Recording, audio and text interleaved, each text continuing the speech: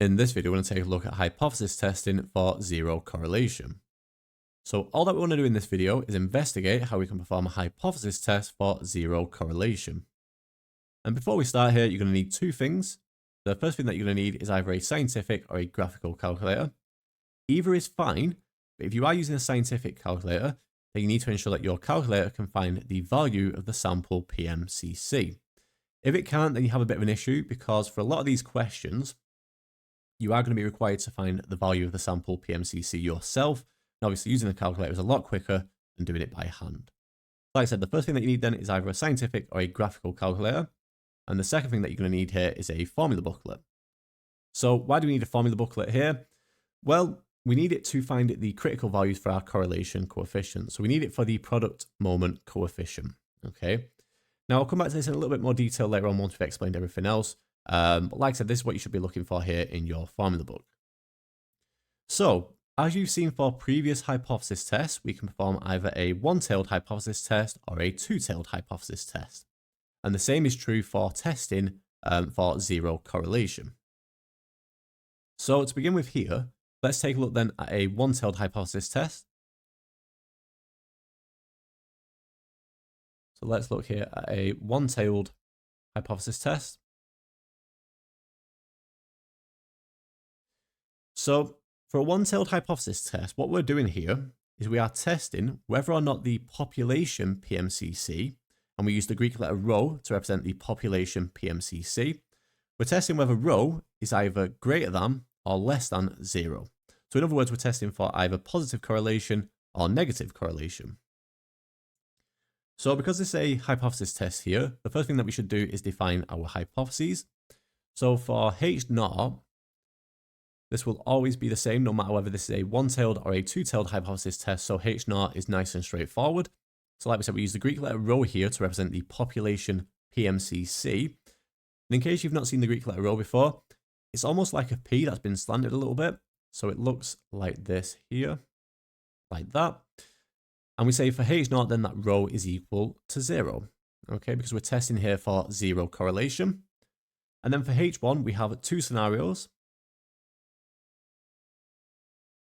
So for H1, we have two scenarios. So we've either got that rho is strictly greater than 0. So in other words, we're testing for positive correlation. Or we have H1 here. Again, we've got rho. And here we're testing that rho is less than 0. Okay, so in other words, we're testing for negative correlation. So those are the two scenarios that we can have here for H1. So how do we then choose whether we're going to accept H0 or reject H0? Well, that depends on whether we're working with rho being greater than 0 or rho being less than 0. Okay, so let's take a look at this scenario here to begin with. So for H1 here, rho being strictly greater than 0, so in other words, testing for positive correlation, then let me just quickly draw a number line here, or a scale, that represents my PMCC. So this will be between 1 here and -1. And then we'll obviously have 0 here in the middle. Let's say that's there. It probably should be a bit further up, but we'll just run with it for now. So what we find is we find our test statistics. So that is the sample PMCC. Okay. So for the sample PMCC, we have the sample PMCC. This gives us a value between -1 and 1. And we use this value here. This is called R, which is also the test statistic. Okay. And then what we also need here is our critical value. Okay. And the critical value comes from the significance level of the test and the sample size. Okay. So we get our critical value. We get a critical value here, which we normally just shorten to CV. Okay. So what I'm going to do here is I'm going to plot my critical value. So this is for when rho here is greater than 0. If rho is greater than 0, we're looking between 0 and 1 here. Okay, if we've got positive correlation, we're going to be between 0 and 1. So let's just say my critical value is up here. Let's say, for example, we get 0.8. Okay, so we'll say here. So that's my critical value. So when would this be significant here? Well, the evidence would be significant if our sample PMCC, our R, in other words, our test statistic, is in this region here. So between the critical value and 1 here, if R lies in this range here, then we would reject H0. So let me just do it in a different color. Like I said, if we're in this region here, then we would reject H0. So we would reject H0. And then if we do it in a different color here, if we fall anywhere else, say anywhere between -1 here and just below the critical value, then we would accept H0. Okay. So anywhere else we accept H0, but if we are in this region here between the critical value and 1, then we would reject H0. So for example, let me do it in green. If I get a value of R that is, say, I don't know, 0.3, so we're somewhere down here, then we would accept H0 if our critical value is, say, 0.8. However, if we get a value for R that's, say, 0.9, let's say we're up here somewhere, then we would reject H0. Okay, so that's how we decide here for rho being strictly greater than 0, so testing for positive correlation. And the same is almost identical here for rho being less than 0.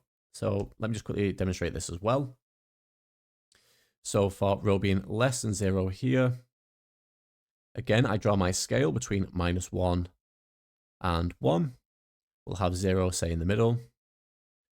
And again, the same applies. I've got my sample PMCC, in other words, R, my test statistic. We've also got the critical value here, CV. Okay, now, if I get a value for the sample PMCC that is negative, let's say we get -0.3 here. So let's say we've got R equals -0.3. Okay, so we'd be, say, somewhere down here. So I'll jot that down in a moment. But let's say my critical value here then. So my critical value, obviously what we've seen here from the formula booklet, it's kind of covered over a little bit here. But what you can see is these are all positive values. Okay, so when we're working with a value here for R that's negative, we need to take our critical value here as negative as well. Okay, so in that case then, my critical value, let's say, is -0.8 this time. So my critical value is, say, here. That's my critical value. Then again, anywhere inside this region here between -1 and my critical value, we're going to reject H0. Let me do that in a different color again. So anywhere in here, we reject H0. And then anywhere else, so again, let me do this in orange. So anywhere else then, we would accept H0.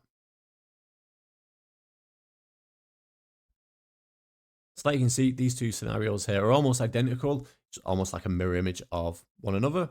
So for example, let me do this in green again, slightly different green.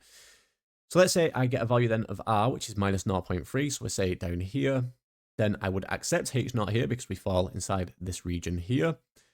Let's say I got R equals -0.9 and we're here, then we would reject H0. So like you can see, it's relatively straightforward to determine whether we accept H0 or reject H0. Okay. So that's for a one-tailed hypothesis test. So let me just quickly clear the screen here and let's have a look then at two-tailed hypothesis tests. So we've cleared the screen now, so let's take a look then at a two-tailed hypothesis test. So for a two-tailed hypothesis test, we are now testing whether the population PMCC, so that's rho, is not equal to 0. So what would our hypotheses look like here in this case for a two-tailed hypothesis test? Well, H0 is the same as a one-tailed hypothesis test. We have H0 rho equals 0. So that's H0 here for our two-tailed hypothesis test. And then for H1 here, we only have one possible option, and that is rho is not equal to 0. Okay. So for a two-tailed hypothesis test, your hypotheses will always look like this. Okay. So how do we determine then whether we accept or reject H0 here for a two-tailed hypothesis test? Well, again, I'm going to start here by drawing a scale, my PMCC. So let's say that's 1. This is -1 here. And let's say we've got 0 in the middle. Okay. Obviously, that's not quite perfect in the middle, but let's just say that's 0, -1, and 1. Now, let me just bring up the formula book here for a moment. Okay, so this is critical values for correlation coefficients. Now, because I've got a two-tailed hypothesis test here, like the name suggests, we have two tails to this hypothesis test. So I've got my lower tail down here and I've got my upper tail up here.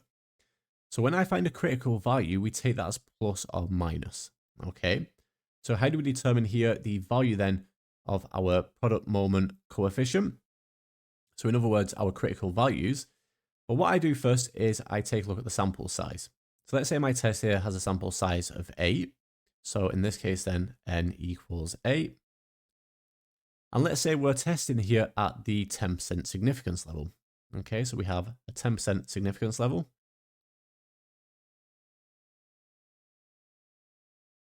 Okay, you can note that there. Now, for a one-tailed hypothesis test, if we had, say, 10% significance level, then we would be in this column here. 0.10 represents a significance level of 10%.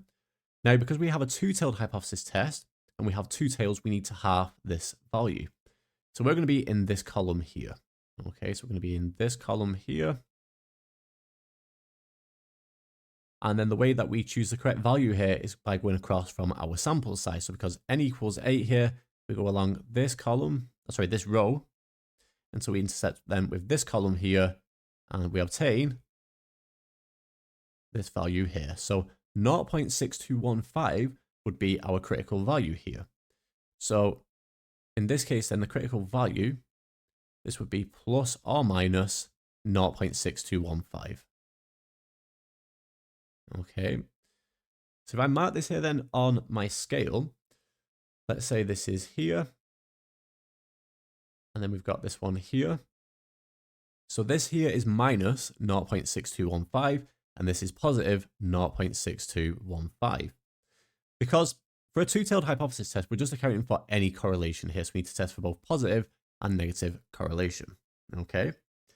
So like I said, this is my negative value, so minus 0.6215, which I'm going to call CV1. That's CV1 there. And then this critical value here is CV2. Okay. And again, it works in almost, an identical pattern to what we saw for a one-tailed hypothesis test. So let me use a different color here. So in fact, let me do it in red here. If we're between CV2 and 1 here, if we're in this region here, again, we would reject H0. We would reject H0 there. And then the same applies here between -1 and CV1. So between here and here, again, if you're in this region here, we would reject H0. Anywhere else, we would accept H0. So, in other words, if you like anywhere between then CV1 and CV2 here, you would accept H0. Okay, so I'll put underneath accept H0. There we have it. So, like you can see, it's a relatively straightforward process to actually determine whether you accept H0 or reject H0, and that applies for both one-tailed and two-tailed hypothesis tests.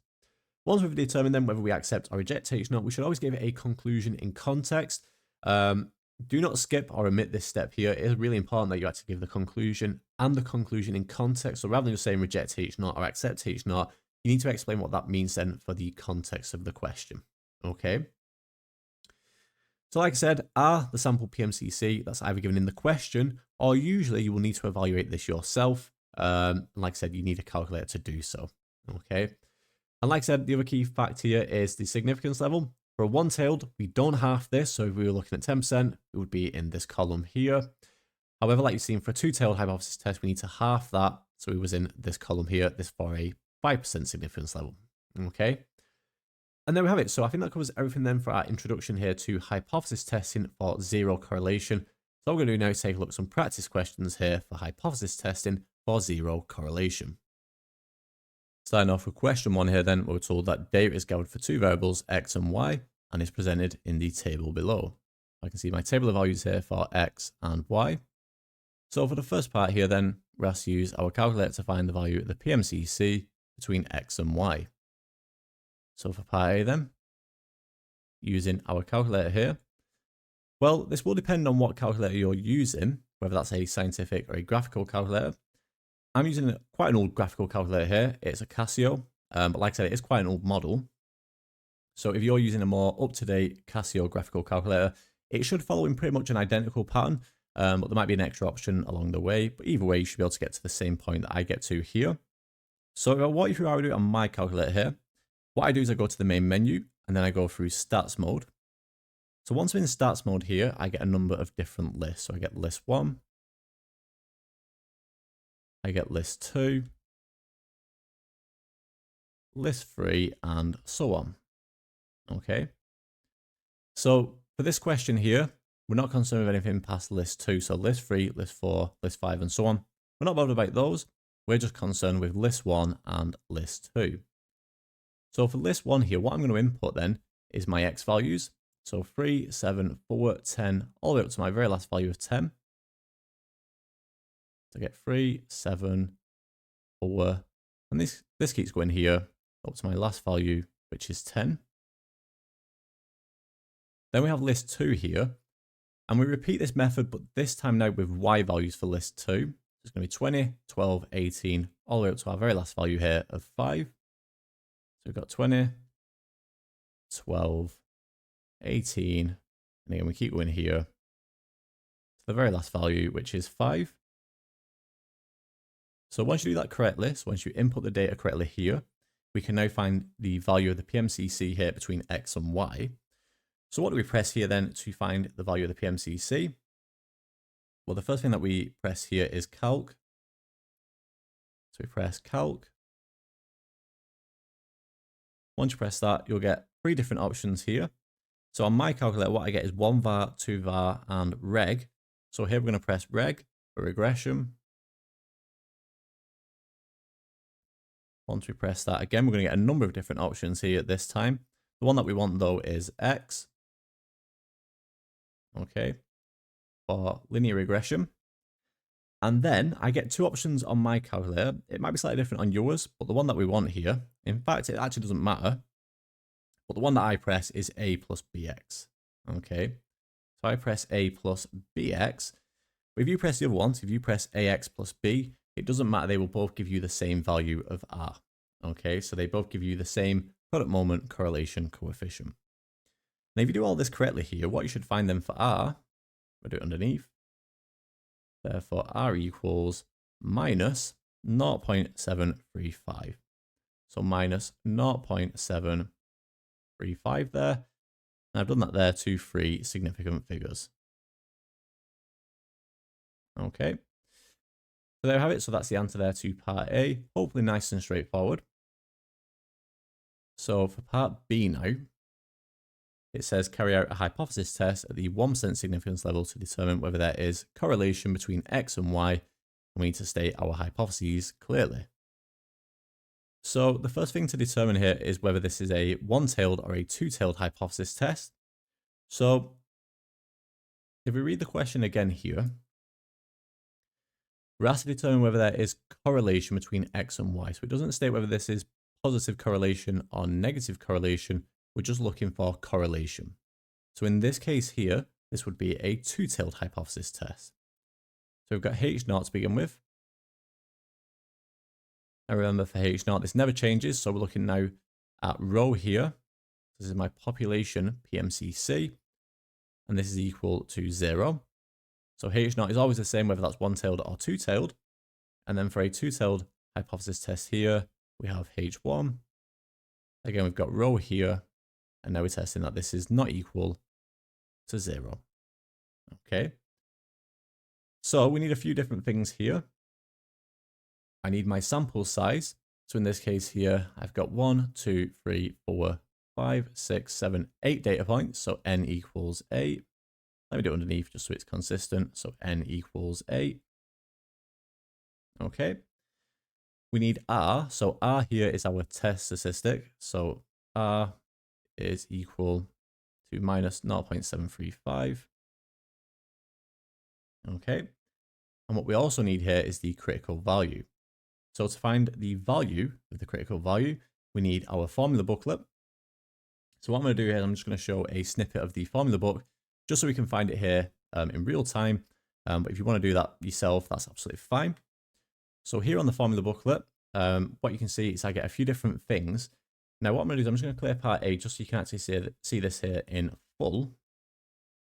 So I don't want you to have any kind of scribblings over this, just so you can see it in full here. We get rid of part A then. We can now see the formula booklet here. So how do we find the value here of my critical value? Well, first we have a sample size here of 8. Okay, so sample size of 8. So we're going along this column here. Sorry, this row here. Okay, so this row here. And now we need to determine here the significance level. Now we need to be very, very careful here. So because we've got a two-tailed hypothesis test here, well, we're testing at the 1% significance level, but we need to account for both tails here. So we half this now. Okay, so this is 10%, 5%, 2.5%, 1%. So be careful. So we're not in this column here. We're actually in this column here. So 0.5%. Okay, because we half this 1%. Half of 1% is 0.5%. So we're in this column here.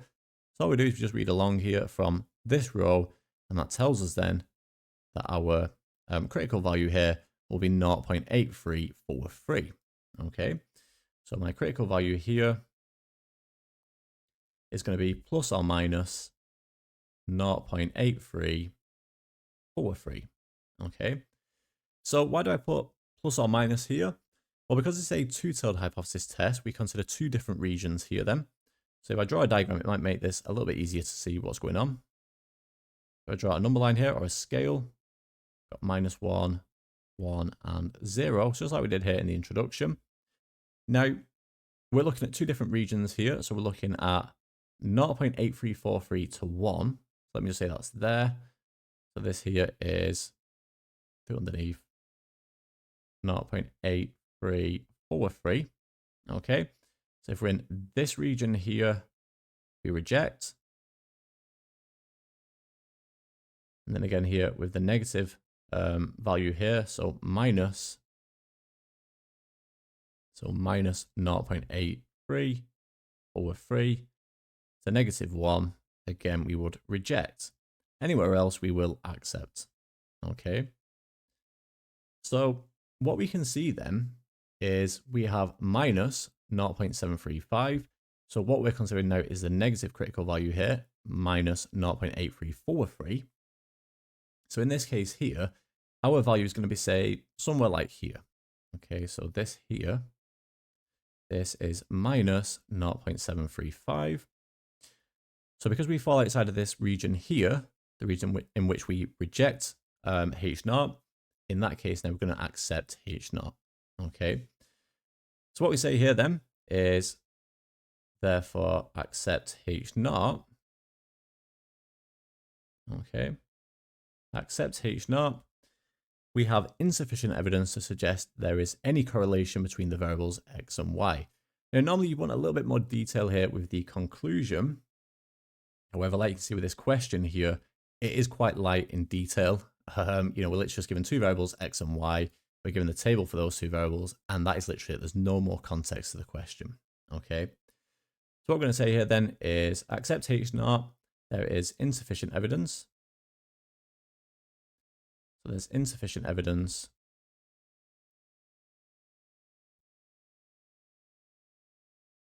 to suggest there is correlation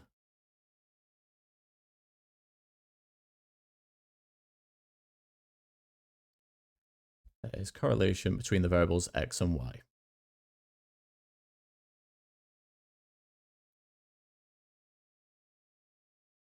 Between the variables x and y.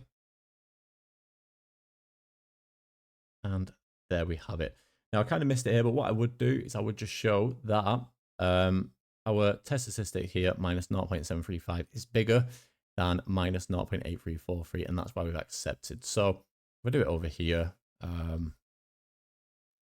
Minus 0.735 is greater than minus 0.8343 there. Okay, and for that reason, that's why we accept H0. Okay, so Don't forget the conclusion here. Like I said, there's not much detail or context for this actual conclusion because we don't have really any context for the actual question, but you do need to give a conclusion here just to summarize our findings. Okay, but there we have it. So that's the solution there to question 1. Taking a look then at one more question here. So question 2, where we're told that 8 students sit 2 tests. So they sit 1 maths test and 1 physics test.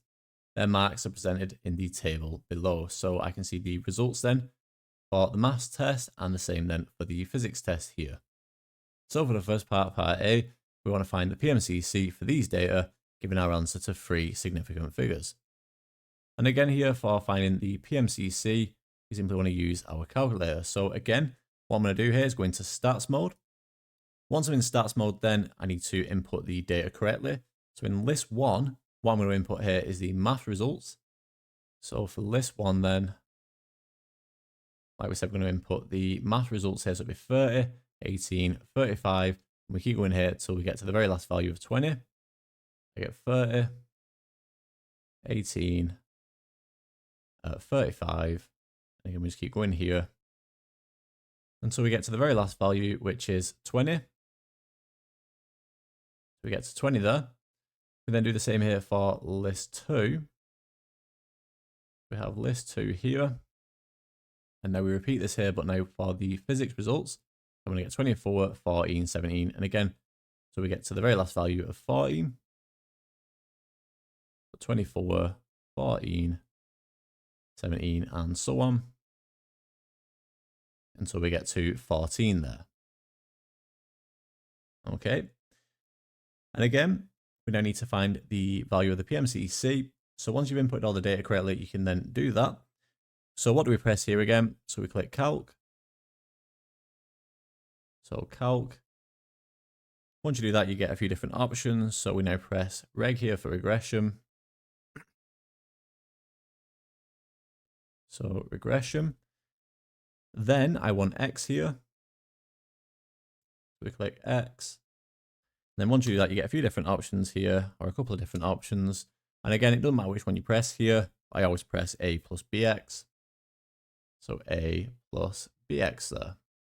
Okay. And if you input all the data correctly here, what you should find then for R, which is my PMCC here for these data, is we get 0.673. Okay, so 0.673 there. And that is 2 3 significant figures like the question asked for. Okay, so to 3 significant figures. Okay, and there we have it. So that's part A done. So now for part B here, it suggested that there is a positive correlation between the marks for the maths test and the physics test. So for part B, then it asks us to test this suggestion at the 5% significance level, stating our hypotheses clearly. So this is a hypothesis test, so it seems sensible to begin with the hypotheses here. So we've got H0 and H1. So obviously H0 doesn't matter whether this is one-tailed or two-tailed. This is rho equals 0. Okay. Now for H1, this does depend on whether this is a one-tailed or a two-tailed hypothesis test. So in this case here, if I read the question again, it suggested that there is a positive correlation. So that tells me then, if we're going to test this suggestion here, this is a one-tailed hypothesis test. Well, we are testing now that rho is strictly greater than 0. In other words, we're testing for positive correlation.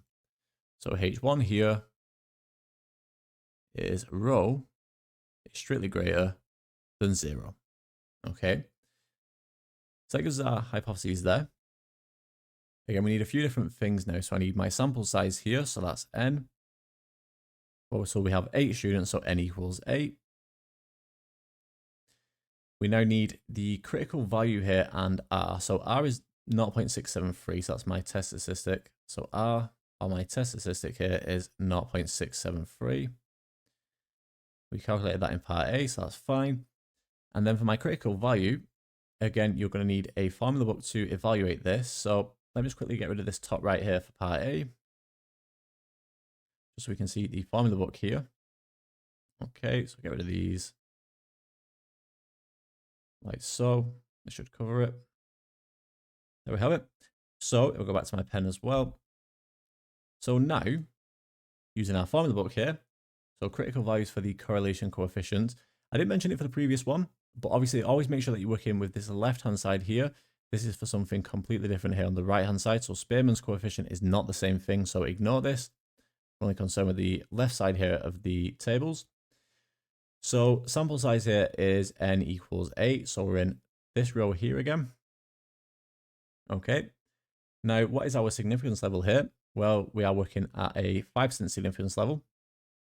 So in that case then, because this is a one-tailed hypothesis test, we're down this column here. Okay.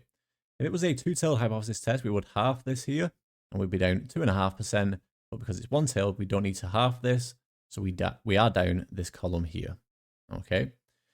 So now I just keep going here until this column meets this row here if we intercept them. So we keep going here and we keep going here till we get to this column here, and I can see them. My critical value will be this value here. So my critical value is 0.6215 there. Okay. And what we can see then is my R value here, my PMCC, is greater than my critical value.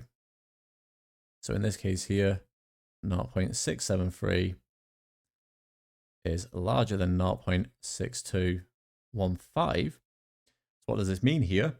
So if we think about drawing our scale again, if I draw out my scale, I've got -1, I've got 1, and I've got 0 here in the middle. Then our critical value here is 0.6215. So that would be, say, here. So that there is 0.6215. In other words, our critical value. Our R value here, our PMCC for this sample, is 0.673. So that's, say, here, just slightly further up. And remember, if we fall inside this region here, we reject. Okay. So because we're in this region here, we now need to reject H0. So we're now going to give a conclusion here. So we can say then, if I do it over here, therefore, reject H0. So we reject H0 here. What we say then is there is evidence at the 5% significance level. So there is evidence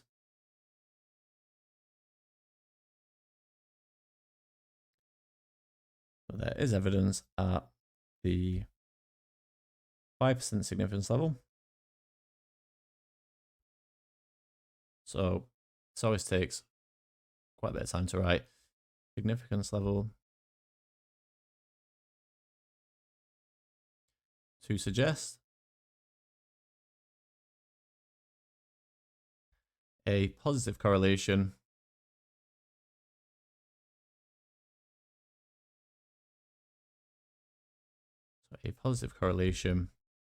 between, so what are we actually looking at here? Basically the marks on the maths test and the physics test. So a 5% significance level to suggest a positive correlation between scores on maths and physics test. Okay, just something to that kind of degree would be fine. Okay, just something that summarizes what we found there. So basically what we're saying here is basically there is a positive correlation here between the math scores and the physics scores. Okay. And there we have it. So like you can see, testing here for zero correlation is relatively straightforward. You know, all we do here is find the PMCC, we then write our hypotheses, find our critical value, and then we just determine whether we accept or reject. Okay. From there then, give our conclusion, and there we have it. So that gives us the solution there to the very last question, question 2, and that brings the end of this video on hypothesis testing for zero correlation.